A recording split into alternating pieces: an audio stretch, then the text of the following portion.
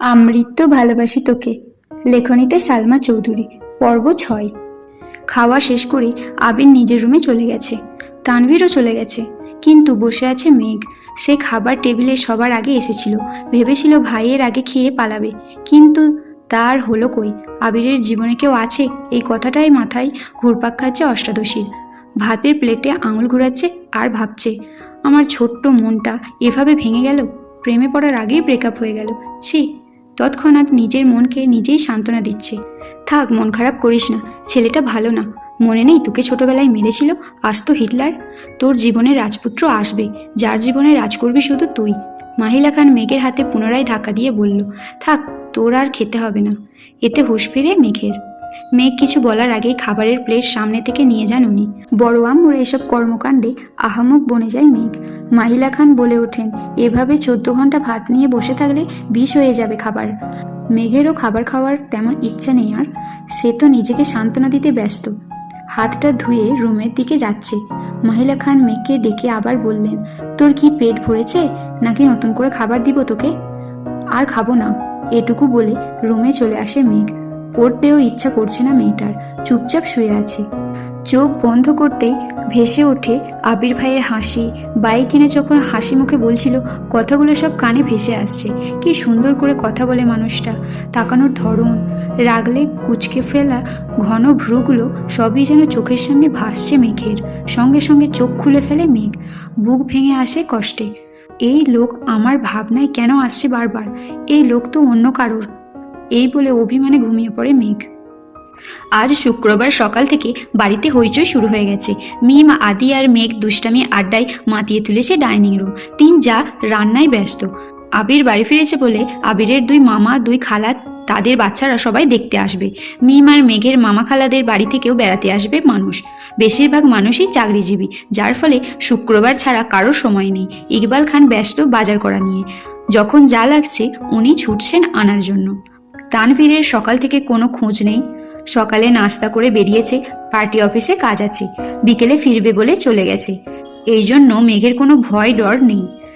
আপন মনে আড্ডায় মগ্ন মেয়েটা।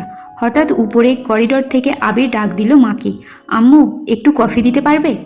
এই বলে রুমে চলে গেল পুনরায়। উত্তর শোনারও প্রয়োজন মনে করেনি সে। মাহিলা খান কফি করে মেঘকে ডাক দিলেন, কফিটা আবিরকে দিয়ে আয় তো মা। তৎক্ষণাৎ মেঘের মনে পড়ে গেল গত রাতের কথা। সহসা বলে উঠল, আমি কেন, মিম দিয়ে আসুক? মাহিলা খান কিছুটা বিরক্তি নিয়ে বলল, ওরা নিলে ফেলে দিবে, তখন আরেক মুসিবতে পড়ব। বাড়িতে একটু পর মেহমান আসবে, যা না মা। মেঘ আর কথা না বাড়িয়ে ধীর পায়ে পায়ে হাঁটতে হাঁটতে আবিরের দরজা পর্যন্ত আসলো। গলা শুকিয়ে যাচ্ছে মেঘের, বুকের ভিতরের ধুকপুকটা বেড়ে যাচ্ছে, হাত পা কাঁপছে। আস্তে আস্তে দরজায় টোকা দিল মেঘ। আবির, দরজা খোলা আছে। কাঁপা কাঁপা হাতে দরজা ধাক্কা দিল মেঘ। আবির ল্যাপটপে কি যেন করছে, তাকিয়ে দেখলেও না কে এসেছে। আবির, এখানে রেখে যা। মেঘ হাঁটতে পারছে না, হাত আরো বেশি কাঁপছে এখন, পায়ে একটুও জোর পাচ্ছে না। ঠায় দাঁড়িয়ে আছে আগের জায়গায়। আবির ল্যাপটপ টেবিলে রেখে মেঘের মুখোমুখি এসে দাঁড়িয়েছে। হাত থেকে কফির কাপটা নিয়ে ডাইনিং টেবিলের সামনে রাখে। মেঘের সেদিকে কোনো মনোযোগই নেই। তার মস্তিষ্কের প্রতিটা নিউরন ছুটছে এদিক সেদিক। বডি স্প্রের তীব্র ঘ্রাণে হুঁশে ফেরে মেঘ। তার থেকে 1 ফুটের দূরত্বে দাঁড়িয়ে আছে আবির। আচমকা এইভাবে এসে দাঁড়ানোয় একটু ভ্যাবাচাকা খেল মেয়েটা। মেঘ দ্রুত ঘুরে গেল, নিজের উপর জোর খাটিয়ে পা বাড়ায় দরজার দিকে। সবেগে সুদূর হস্তে মেঘের কোণয় চেপে ধরল আবির। কড়া কণ্ঠে বলল, এদিকে তাকা। অনিচ্ছা সত্ত্বেও ঘুরে দাঁড়ালো মেঘ। চিবুক নেমে গলায় আটকালো, সারা শরীর কাঁপছে। শীতল স্বরে হুমকিতে কানের লতি গরম হয়ে যাচ্ছে, সাথে আবিরের শরীরের আর বডি স্প্রের তীব্র গন্ধ নাকে লাগছে মেঘের। আবির পুরুষ কণ্ঠে বলল, কফিটা টেবিলে দিয়ে আসতে বলেছিলাম, কথা কানে যায় না? এতটুকু বলতেই মেঘ হেলে দুলে পড়ে যেতে নেয়। টালমাটাল মেয়েটার বাহু ধরে সোজা দাঁড় কষিয়ে দিল আবির। জ্ঞান হারাতে হারাতেও যেন হারায়নি মেঘ। আবিরের চাহনিতে তীক্ষ্ণতা গম্ভীর কণ্ঠে বলল, তুই কি পুষ্টিহীনতায় ভুগছিস? অবশ্য ভুগবি নাই বা কেন, খাবার প্লেটে আঙুল ঘোরালে কি আর শরীরে পুষ্টি হবে?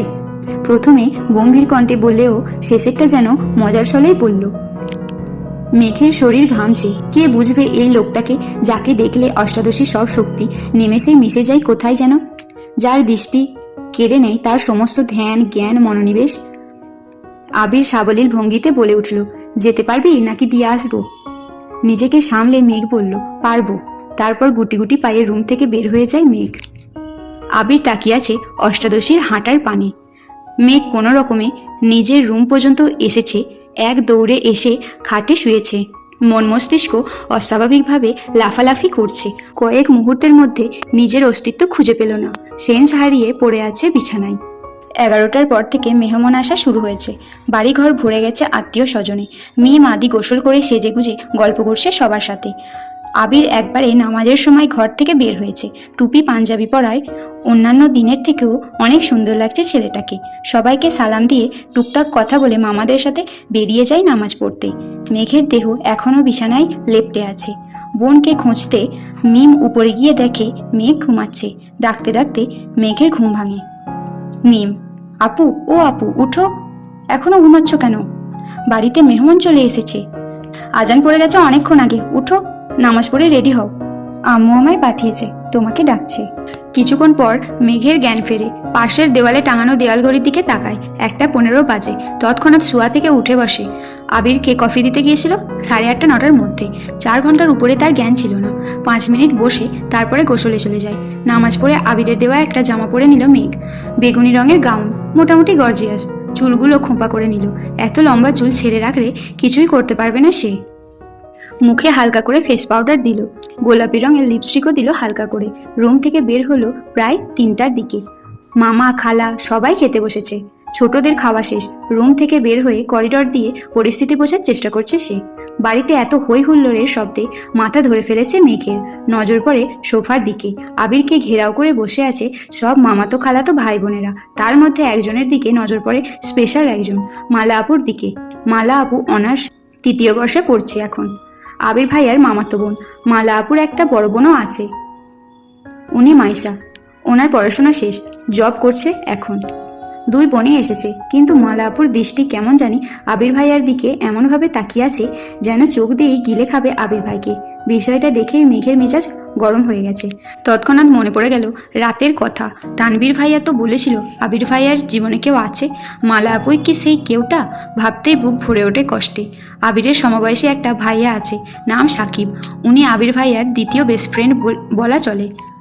আরও কয়েকটা ছোট ভাই আবির ভাইকে এটা সেটা অনেক কথা জিজ্ঞাসা করছে। বিদেশে কেমন লাগে, পড়াশোনা কেমন, কিভাবে করতে হয়, এইসব।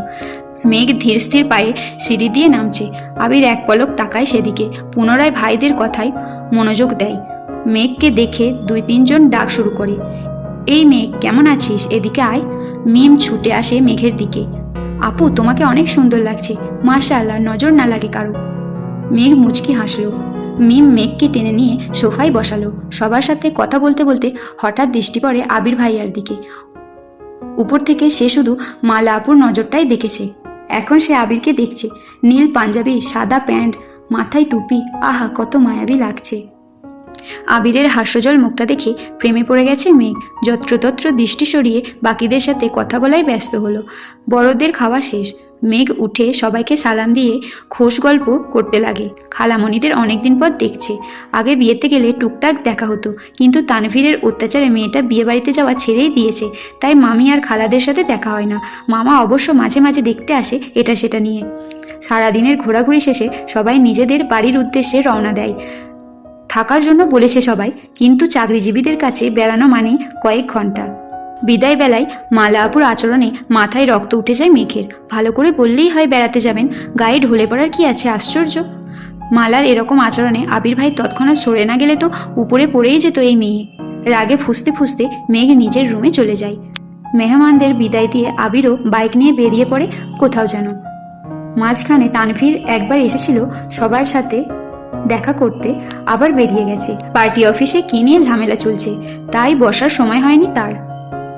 মেঘ নিজের রুমের দরজা বন্ধ করে কাঁদতে লাগলো, কিন্তু কেন কাঁদছে সে নিজেই জানে না। অতিরিক্ত রাগে কান্না আসে মেয়েটার। মেঘ বরাবরই খুব অভিমানী, অল্পতেই কান্না করে দেয়। রাত 10টা বেজে গেছে, এখনও মুখ ফুলিয়ে রুমে বসে আছে মেয়েটা। সারাদিন খাওয়া নেই। তড়িঘড়ি করে তানভীর বাড়িতে ঢোকে। এসেই মাকে জিজ্ঞাসা করে, মেঘ খেয়েছে? হালিমা খান সহসা উত্তর দিলেন, সন্ধ্যার পর থেকে এত ডাকছে, দরজা তো খুলছে না। তানভীর আর কথা বাড়ালো না, তড়িৎ গতিতে ছুটে গেল বোনের দরজার সামনে। প্রথমে আস্তে করে ডাকলো, মেঘের সাড়া নেই। আচমকা চোয়াল শক্ত করে এক প্রকার চিৎকার দিল, মেঘ তুই এই মুহূর্তে দরজা না খুলে তোর কপালে শনি আছে বলে দিলাম। মেঘ শোয়া থেকে এক লাফিয়ে উঠে বসলো। কয়েক সেকেন্ডে দৌড়ে গিয়ে দরজাটা খুলল। চোখ তুলে তাকানোর সাহস নেই ভাইয়ের দিকে। আজ পর্যন্ত তানভীর মেঘের গায়ে হাত তোলেনি, শুধু ধমকই দেয়। কিন্তু ভাইকে এক বিন্দুও বিশ্বাস করে না মেঘ। কখন আবার আবির ভাইয়ের মতো নাক মুখে মারবে থাপ্পড়, বিশ্বাস নেই। দরজা খুলতেই নরম স্বরে তানভীর বলল, খেতে যা।